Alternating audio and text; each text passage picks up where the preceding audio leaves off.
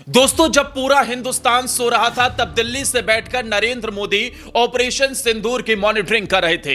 दिल्ली से Ajit Doval America, Britain जैसे देशों से बातचीत कर रहे थे।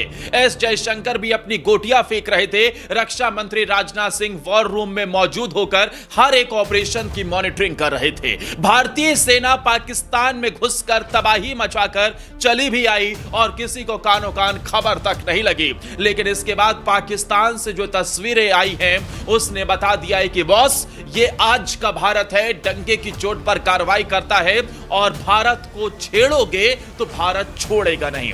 भारतीय सेना की इस कार्रवाई पर आपकी क्या राय है, कमेंट करिए। और क्या आप मानते हैं कि पहलगाम हमले का यह बदला पूरा हो गया है? भारतीय सेना को लेकर जो भी आप सोचते हो, अपनी राय कमेंट सेक्शन में जरूर दीजिए। अब आपको बताते हैं कि कैसे इस पूरे हमले की जवाबी कार्रवाई की प्लानिंग हुई थी। खबर है कि रॉ की तरफ से एक एक टारगेट सेट किया गया था। उसके बाद तीनों सेनाओं की तरफ से यह संयुक्त ऑपरेशन लॉन्च किया गया था। 1971 के बाद पहली बार ऐसा हो रहा था जब तीनों सेनाएं संयुक्त ऑपरेशन लॉन्च कर रही थी। एक तरफ से थल सेना की तरफ से पाकिस्तान को मुंहतोड़ जवाब दिया जा रहा था, दूसरी तरफ राफेल जैसे विमानों से सटीक निशाना लगाया गया। आप जरा समझिए, जिस पाकिस्तान में बैठकर बहावलपुर जैसे इलाकों में ये दहशतगर्द अपने आप को सबसे सुरक्षित महसूस करते थे, वहां भारत के राफेल ने हैमर जैसी मिसाइल से तबाही मचा डाली।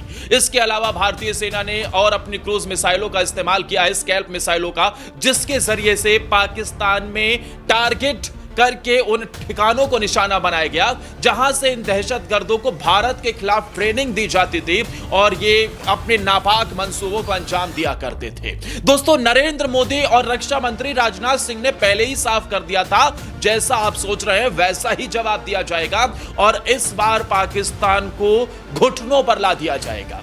एक के बाद एक अलग अलग तरीके से ऑपरेशन हुए। कई सवाल खड़े हुए कि आखिर सबसे बड़ा ऑपरेशन कब होगा, लेकिन आप जरा पूरी क्रोनोलॉजी समझिए।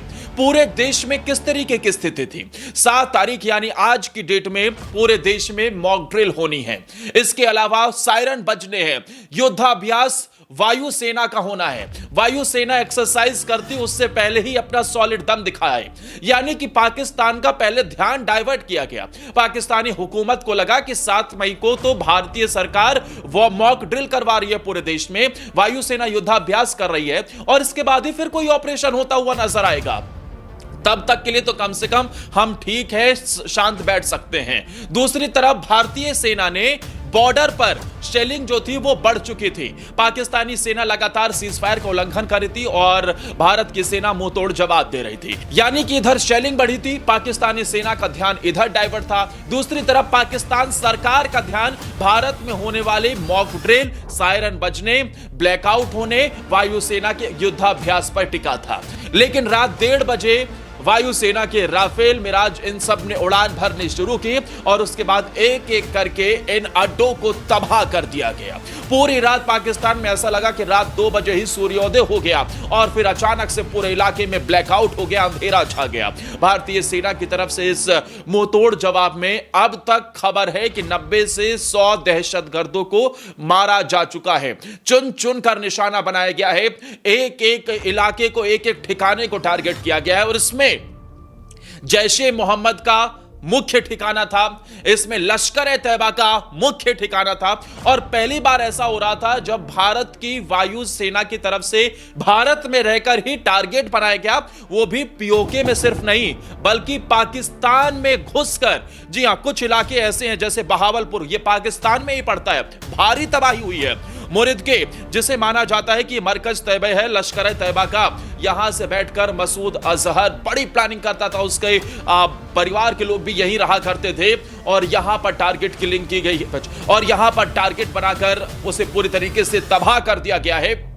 खबर तो यह भी है कि इस मुरिद के में करीब 600 से ज्यादा दहशतगर्दों को एक साथ ट्रेनिंग दी जाती थी, हर तरीके की ट्रेनिंग उन्हें मिला करती थी और पाकिस्तान सरकार के पैसों से इसे लगातार इसका विस्तार भी हो रहा था। लेकिन एक झटके में, एक मिसाइल से पूरा ये बर्बाद हो चुका है।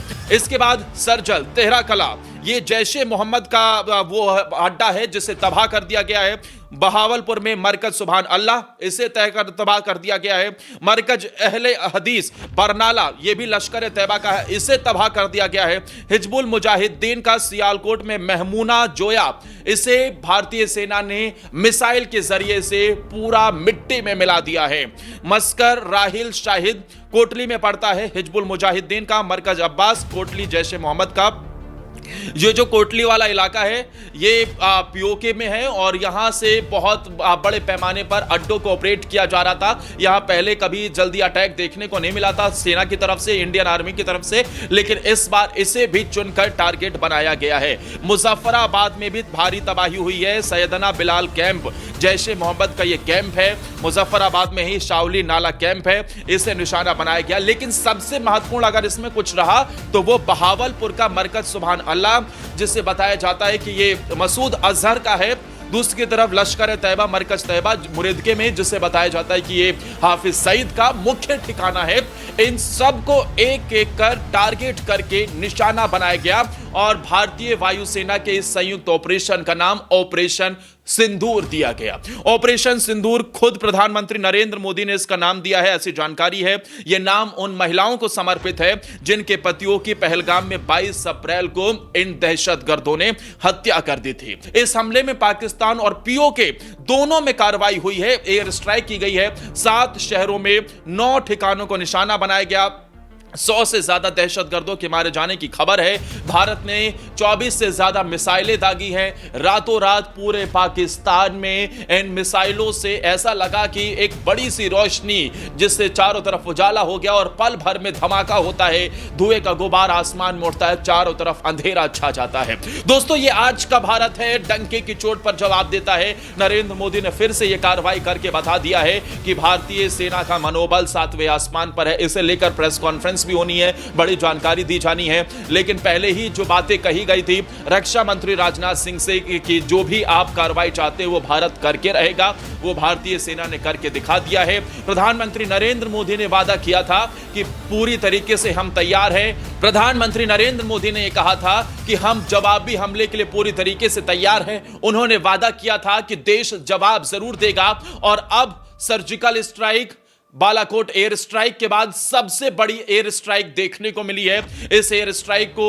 2016-19 से बहुत बड़ा माना जा रहा है। उसके पीछे की सबसे बड़ी वजह टारगेटेड थी, पाकिस्तान के घर में घुसकर थी, क्योंकि इससे पहले जो भारतीय सेना की तरफ से कार्रवाई हुई थी वो पीओके में बने हुए कैंपों पर थी जो लश्कर तैयबा हिजबुल मुजाहिदीन की तरफ से ऑपरेट किए जाते थे। लेकिन पहली बार मेन पाकिस्तान के इलाकों को निशाना बनाते हुए यह कार्रवाई हुई है और भारतीय सेना ने अपना दम भी दिखा दिया है।